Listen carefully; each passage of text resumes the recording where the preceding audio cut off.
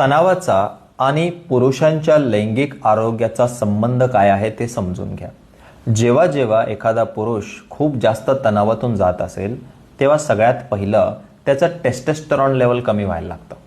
Testosterone कमी होतं, त्यानंतर स्पर्म काउंट कमी होतो आणि जर सतत तणाव राहिला आणि तो तणाव जर मॅनेज नाही झाला तर त्यांना एक आजारसुद्धा होऊ शकतो. त्याला आपण म्हणतो इरेक्टाईल डिसफंक्शन.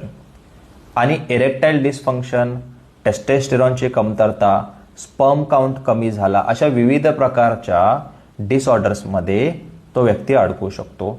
त्यामुळे जर तणाव तुम्ही चांगल्या पद्धतीनं मॅनेज करू शकलात, स्ट्रेसला चांगल्या पद्धतीने हँडल करू शकलात, तर तुमचं लैंगिक आरोग्यसुद्धा खूप छान राहतं. आणि बरेचसे मेल्समध्ये जे आजार आहेत ते सायकोजेनिक आहेत. त्यांना ज्या लैंगिक समस्या आहेत ते तणावामुळे निर्माण झालेल्या आहेत. त्यामुळे स्ट्रेसला मॅनेज करा आणि तुमचं लैंगिक आरोग्य चांगलं ठेवा.